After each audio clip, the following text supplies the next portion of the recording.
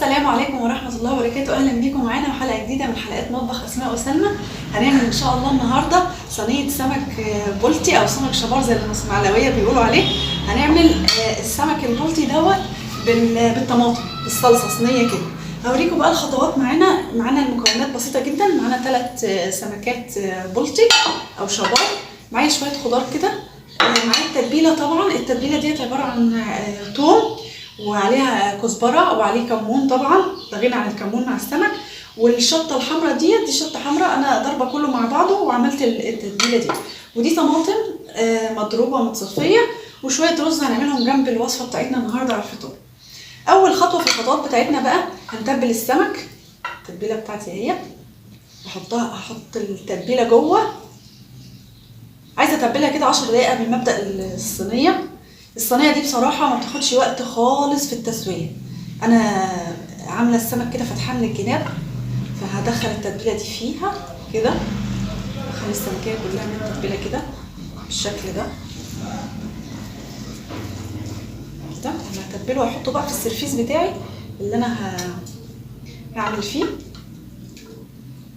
هتبل من جوه. السمك نضيف طبعا، متنضف كويس قوي. انا بنضفه وعينه في الفريزر كده، فانا بطلعه بقى جاهز خالص، يا دوب اشوف حاجه بسيطه واتبله على طول.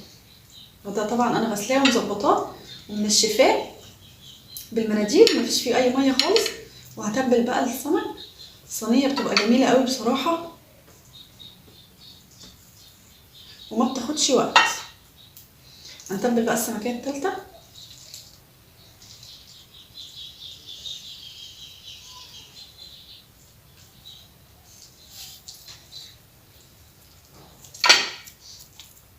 ندخل كده في الجناب السمكية كده ونرصها في السرفيز اللي هنشتغل فيه. طبعا باقي التتبيله دي مش عايزين نعمل اي حاجه خالص. ممكن التتبيله اللي انا عاملاها ديت احط منها شويه على السلطه، بتبقى طعمها جميل قوي بصراحه، بس عشان الاطفال ما بيحبوش الحاجات ديت.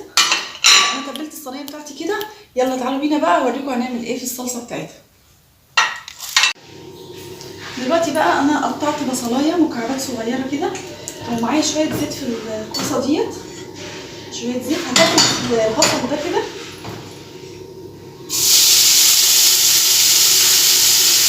انا مرضتش اعرض البصل عشان لسه ما بيتغيرش. عملت ساعه محتاجته على طول. هتبل البصلايه بقى.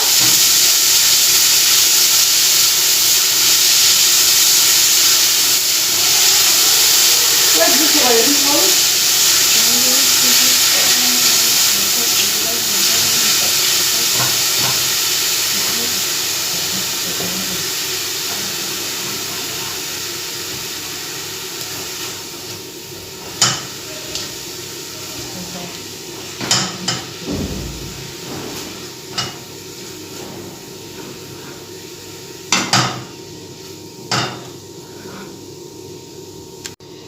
البصلايه بتاعتي دبلت خالص اهي.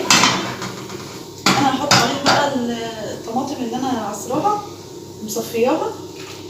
انا عايزه الطماطم بتاعتي تتسبك كده نص تسبيكه، مش عايزاها مسبكه قوي، نص تسبيكه. وهقول لكم بقى هنعمل ايه تاني. الطماطم اهي نغطيها بقى واسيبها تتسبك كده ايه نص تسبيكه. ابص بقى على الصلصه بتاعتي اللي اتسبكت نص تسبيكه.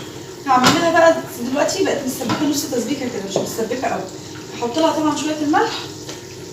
هحط لها الملح المناسب، مش عايزه اكتر ملح قوي لان انا السمك بتاعي متبل بالملح. واحط شويه ملح صغيرين وشويه كمون، بس كمون صغيرين كده.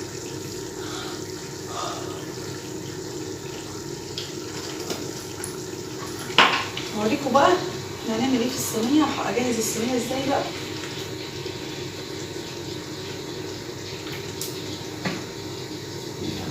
يلا بينا بقى اوريكم هنعمل فيها ايه تاني. الصلصه بتاعتي بقى هي هحطها على السمك بتاعي اللي انا متبلاه.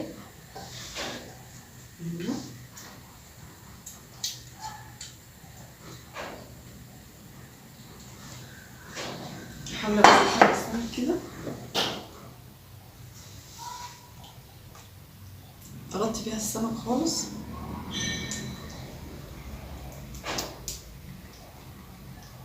طبعا شويه الخضار المحشي المشكل اللي انا شبت او خضار محشي، انا بحط خضار محشي مشكل بيخلوا ريحه الصينيه طعمها وريحتها بصراحه جميله قوي. انا هوزع بقى الخضار على الوش كده.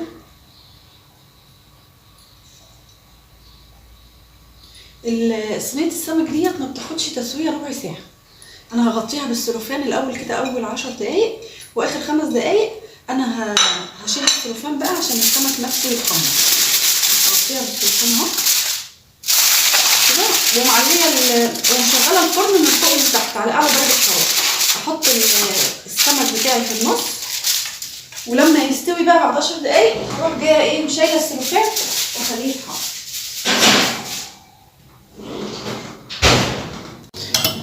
دلوقتي بقى هبص على صينيه السمك بتاعتي.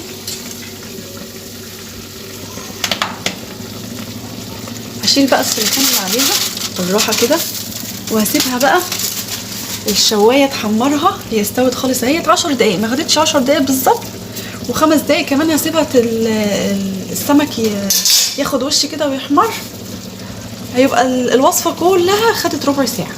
ده شكل الوصفه بتاعتي بقى بعد ما طلعت من الفرن واتحمرت. السمك صينيه السمك بقت عامله ازاي، جميله ما شاء الله. زوقتها بشويه ليمون كده طرنشات. تعالوا ناخد سمكه بقى ونشوف السمك بتاعنا استوى ولا لا. هناخد اي سمكيه كده من السمك ده. ما شاء الله مستويه خالص.